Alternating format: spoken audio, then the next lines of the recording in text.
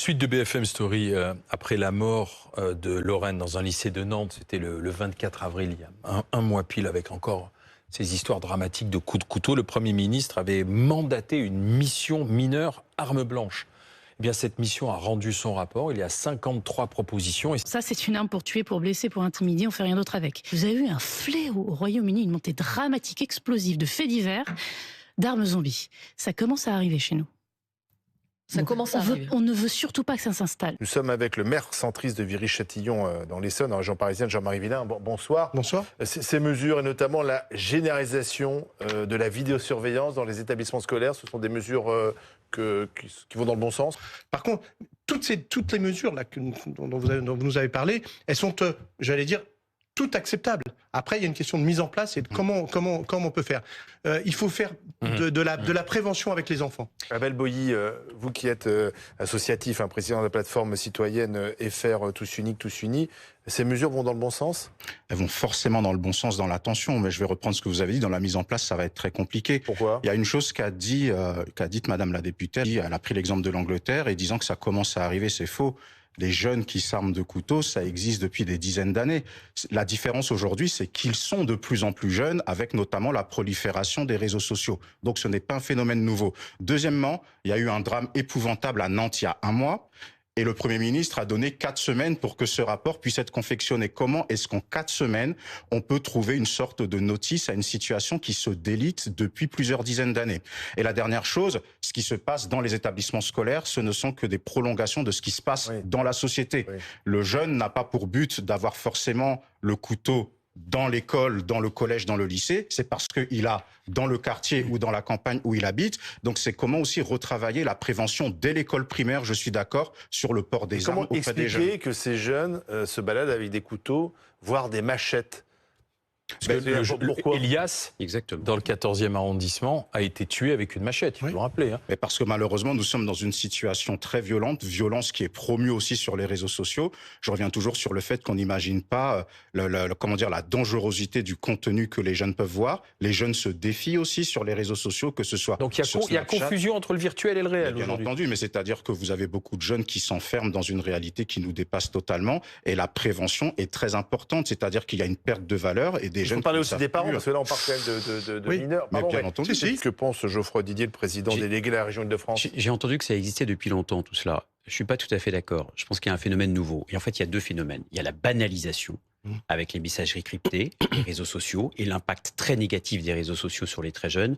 Et il y a aussi une intensification, c'est-à-dire un ensauvagement de la société, où des jeunes se promènent avec des couteaux effectivement de 15 cm. Dans le rapport qui est fourni à Abel Boilly, le rapport dit qu'il n'y a pas de profil particulier de mineurs à l'arme blanche. Alors certains en portent pour se défendre parce qu'il y a du harcèlement, d'autres sont dans des logiques de risque de bande, et puis il y a ceux qui possèdent des terrains psychologiques fragiles. Oui, bien entendu, je voulais en venir dessus. On peut penser aux meurtriers de Lorraine, notamment. Oui, mais il y a la question de la santé mentale des jeunes, mais je veux quand même revenir sur un point. Je réitère que ça existe depuis longtemps. Moi, j'ai grandi dans un territoire au milieu des... Ça, bien sûr, dans les années 90, des jeunes qui se baladaient avec des couteaux, des poings américains. On peut parler des bagarres entre des jeunes de quartier, les skinheads à Montreuil et tout. Il y en a toujours eu. Ça s'est amplifié. Les réseaux sociaux ont amplifié l'amplification, on peut dire comme ça, évidemment. Et ils sont plus jeunes aujourd'hui. Oui. Mais ça existait déjà. Je reviens sur le point que la députée a dit que c'était quelque chose de nouveau, parce qu'elle a pris l'exemple avec ce qui se passe en Angleterre. Je réitère que ça, c'est faux. Maintenant, c'est extrêmement compliqué parce qu'effectivement, vous avez la question de la santé mentale des jeunes. Mais comment est-ce qu'on retravaille la prévention aussi? Il n'y a pas ce volet-là. Parce que oui, il y a la sanction. Comment est-ce qu'on donne un sens à la sanction? Vous avez des jeunes pour qui la sanction, ça veut rien dire. Vous avez des jeunes, que ce soit en milieu urbain ou en milieu rural, une garde à vue ou même aller en prison, c'est la Croix du Mérite ou la Légion d'honneur. Donc comment est-ce qu'on redonne le sens? Parce que un jeune délinquant qui est censé tomber sur ces 53 mesures, il est censé avoir peur, c'est censé avoir une mesure dissuasive. Vous pensez que ça va avoir cet effet? Pas du tout. Donc aujourd'hui, c'est comment on se reconnecte avec les jeunes dans la prévention dès l'école primaire. Et j'ai aimé ce que vous aviez dit parce que pendant longtemps, on a minoré à quel point des jeunes, dès l'âge de 7-8 ans, pouvaient basculer déjà sur le plan psychologique dans un décrochage qui soit social, On peut les scolaire, repérer à l'école. professionnel, culturel. Ouais, mais il y a des signalements tous les jours. Mais on sait qu'aussi que dans le milieu scolaire, la pédopsychiatrie, les psychologues ou autres, il y a un manque de personnel qui est terrible, ce qui fait que vous avez un certain nombre de profs. Et les familles, comment est-ce qu'on les aide? Comment est-ce qu'on leur dit, écoutez, là, vous ne remplissez pas votre rôle de parent. Mais vous savez, sur le rapport à l'école et les familles, moi, il y a quelque chose qui me fait toujours sourire. Vous savez, chaque année, il y a la question de des délégués parentaux, en fait. Donc, en septembre, vous avez un courrier, on vous demande si vous voulez être délégué. Dans beaucoup d'établissements, on ne sait pas à quoi ils servent.